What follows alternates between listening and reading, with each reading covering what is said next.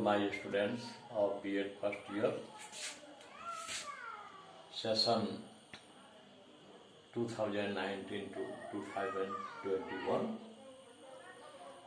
second paper, समसामयिक भारत और शिक्षा, सब्जेक्ट कोड C2, शिक्षा की अवधारणा एवं लक्ष्य की समझ, इकाई 1 का शीर्षक है।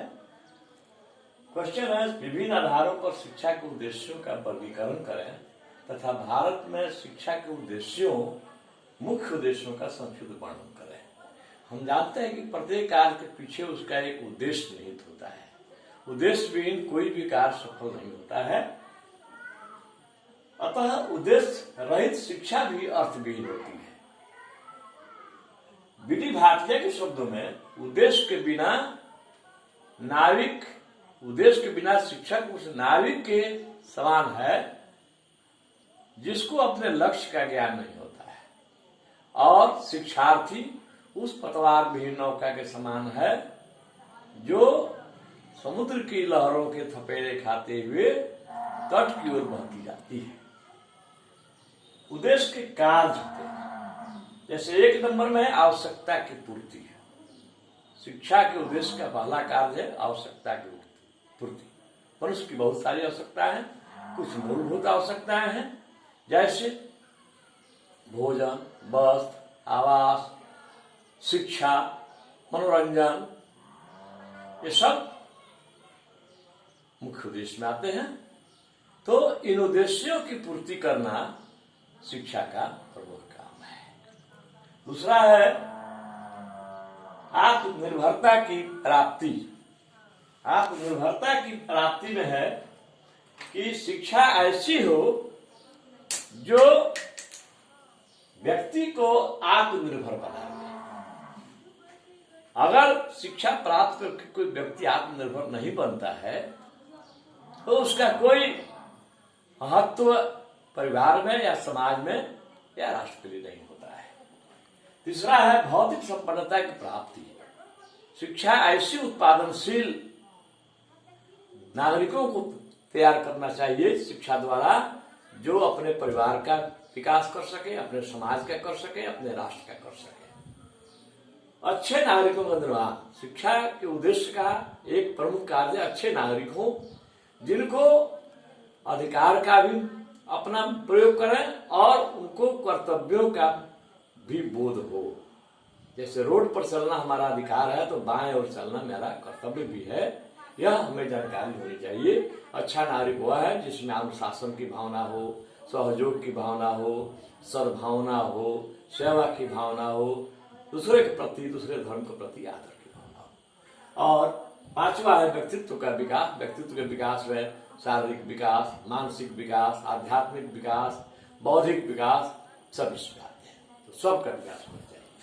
आइए अब है काल विभाजन के आधार पर शिक्षा के उद्देश्यों का वर्गीकरण। एक में है वैदिक कालीन शिक्षा के उद्देश्य, इसको प्राचीन कालीन शिक्षा के उद्देश्य भी कहते हैं। इसका उद्देश्य था उस समय ईश्वर की भक्ति, धार्मिक भावना, पवित्रता तथा जीवन की शुद्धता। छात्र जो है ब्रह्मचारी 4 बजे सुबह में गुरुकुलों में जग जाते थे। उसी समय उठ करके गुरु की वंदना करते थे और तत्पश्चात ईश्वर का स्मरण करते थे और स्नान आदि करके ब्रह्म वेला में ही वे तैयार हो जाते थे। दूसरा है बौद्धिक विकास। छात्रों का बौद्धिक विकास करना, उनमें तर्क शक्ति पैदा करना, चिंतन पैदा करना, यह शिक्षा का उद्देश्य उस समय था। अध्यात्मवाद और भौतिकवाद का समन्वय, दोनों को एक साथ जोड़ना, ज्ञान और कर्म का समन्वय। ज्ञान जो हम सैद्धांतिक हासिल किए उसको कर्म के साथ लाकर जोड़ना, क्रिया के साथ जोड़ना। चरित्र निर्माण, चरित्र बल ही सबसे बड़ा बल है। तो चरित्र का निर्माण शिक्षा का उद्देश्य है और पहले भी था। सामाजिक कुशलता का विकास, उस समय आश्रम में, क्योंकि उस समय की अर्थव्यवस्था जो थी वैदिक काल की कृषि और पशुपालन पर आधारित थी, इसीलिए छात्र कृषि कार्य कि शिक्षा आश्रम की भूमि को जोत कर प्राप्त करते थे, पशुपालन की शिक्षा गुरु जी की गायों को चराकर सेवा करके प्राप्त करते थे। ऐसे नागरिक जब गुरुकुल से निकलते थे तो आज के बाबुओं के समान पढ़ लिख घर पर बोझ के समान नहीं जाते थे। अंतिम उद्देश्य था मोक्ष प्राप्ति। जीवन का अंतिम उद्देश्य, शिक्षा का अंतिम उद्देश्य है मोक्ष प्राप्ति, मतलब सुख दुख की भावना से मुक्त हो जाना और परमात्मा में जाकर लीन हो जाना। जीवन मरण के चक्र से मुक्त हो जाना ही मोक्ष है। राष्ट्रीय संस्कृति का संरक्षण, छात्र के सामने पहले राष्ट्र होता था, उसके बाद ही और कुछ होता था। अब बौद्धकालीन शिक्षा के उद्देश्य में है बौद्ध धर्म की शिक्षा और प्रचार प्रसार, चरित्र निर्माण इसमें भी है, ज्ञान का विकास है, कला कौशल एवं व्यवसायों का विकास, संस्कृति का संरक्षण और विकास। अंतिम उद्देश्य था निर्वाण प्राप्त करना। इसमें है अंतिम उद्देश्य मोक्ष प्राप्त करना, इसमें है निर्वाण प्राप्त करना। मध्यकालीन शिक्षा का उद्देश्य था इस्लाम धर्म का प्रचार प्रसार करना, इस्लामी राज्य का विस्तार करना, शरीयत इस्लामी कानून और संस्कृति का प्रसार करना, भौतिक सुखों और सांसारिक ऐश्वर्य की प्राप्ति, चरित्र का निर्माण। नेक्स्ट, ब्रिटिश कालीन शिक्षा के उद्देश्य थे ब्रिटिश साम्राज्य को संगठित करना, पाश्चात्य ज्ञान विज्ञान का प्रचार प्रसार करना, अंग्रेजी भाषा साहित्य और संस्कृति का प्रसार करना, राज्य सेवा के लिए सुयोग्य कर्मचारी तैयार करना, या ऐसे भारतीयों का निर्माण करना जो रंग रूप में भारतीय हो परंतु बोलचाल वेशभूषा रहन सहन में वे अंग्रेज हों। स्वतंत्र भारत में शिक्षा के उद्देश्य में आजादी के बाद विश्वविद्यालय सेवा आयोग 1948 द्वारा निर्धारित उद्देश्य है नेतृत्व ग्रहण करने की योग्यता का विकास, जीवन तथा ज्ञान की विभिन्न शाखाओं में समन्वय, छात्रों का सर्वांगीण विकास।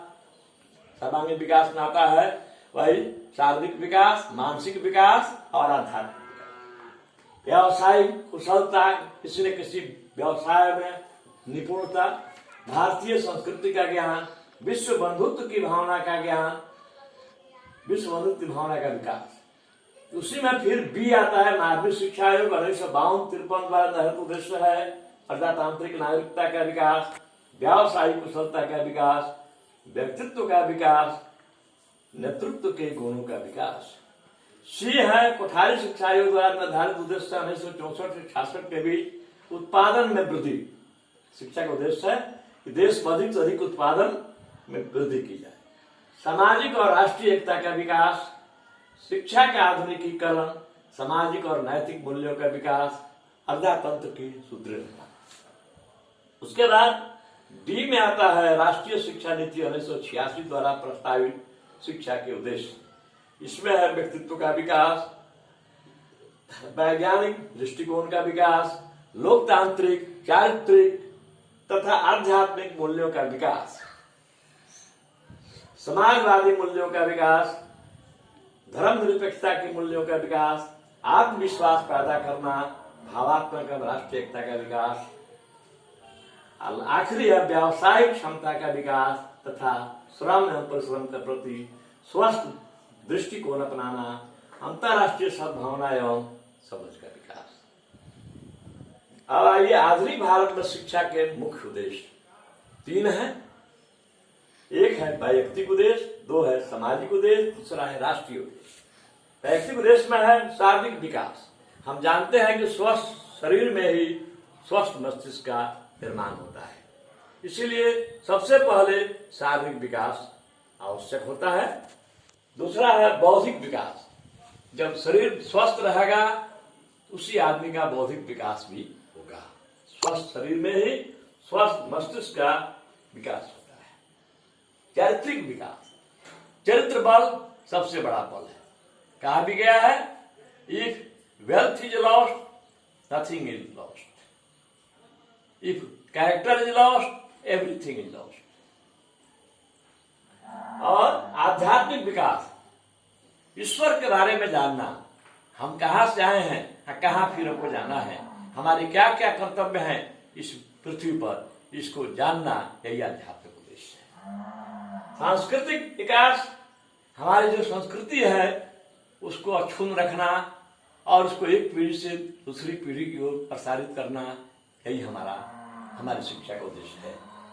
आर्थिक क्षमता का विकास, हम आर्थिक रूप से सुदृढ़ हो, जितना ही हम आर्थिक रूप से सुदृढ़ होंगे उतना ही हमारा देश आगे बढ़ेगा और विकसित राष्ट्र बनेगा। वैज्ञानिक दृष्टिकोण का विकास, हमें हर चीज के बारे में वैज्ञानिक दृष्टिकोण रखना चाहिए। वैज्ञानिक दृष्टिकोण का अर्थ होता है कौन, कहां, क्यों, कैसे, इस सब के आधार पर जब उसको हम तर्क की कसौटी पर कसते हैं, उसी को वैज्ञानिक दृष्टिकोण कहते हैं। नेक्स्ट है वातावरण के साथ सामंजस्य, समायोजन। हम अपने वातावरण के साथ समायोजित हो, जैसा वातावरण हो उसके अनुसार हमें अपने को ढालना होगा और वातावरण को भी हम अपने अनुसार कहीं कहीं स्थानीय रूप से कहीं कहीं उसको प्रभावित करते हैं और कहीं अपने भी उसके अनुसार ढल जाते हैं। लास्ट है नागरिकता की भावना का विकास। स्वस्थ नागरिकता के लिए अनुशासन, अधिकार कर्तव्यों की जानकारी, सेवा भाव, दया, परोपकार इत्यादि भावना होनी चाहिए। आइए, सामाजिक उद्देश्य माता है बालक में सामाजिक उत्तरदायित्व की भावना का विकास करना। बालक का जन्म समाज में ही होता है, सारी उसकी लीलाएं समाज में ही होती हैं और पुनः लीला खत्म होने के बाद समाज के लोग ही उसे ले करके अंत्येष्टि काल में सहयोग करते हैं। इसलिए सामाजिक उत्तरदायित्व, समाज के प्रति उत्तरदायी बनना यह शिक्षा का उद्देश्य है। सामाजिक क्षमता का विकास, सभी लोग एक समान हैं। जिस प्रकार सूरज की रोशनी सभी लोगों पर एक समान पड़ती है, बिना भेदभाव किए हुए, धनी गरीब, ऊंच नीच, जाति पाति, धर्म, इसका कोई ख्याल नहीं करती है। सूरज की रोशनी सब पर एक समान पड़ती है। वर्षा का पानी भी सबके खेतों में एक बराबर गिरता है। उसी प्रकार हमारा जो है समाजवादी समाज का विकास है, यानी समाज के प्रत्येक व्यक्ति को विकसित होने का सुअवसर मिलना चाहिए। यही संकल्पना हमारे संविधान निर्माताओं की थी, इसीलिए उन्होंने समाजवादी राज्य की कल्पना की थी।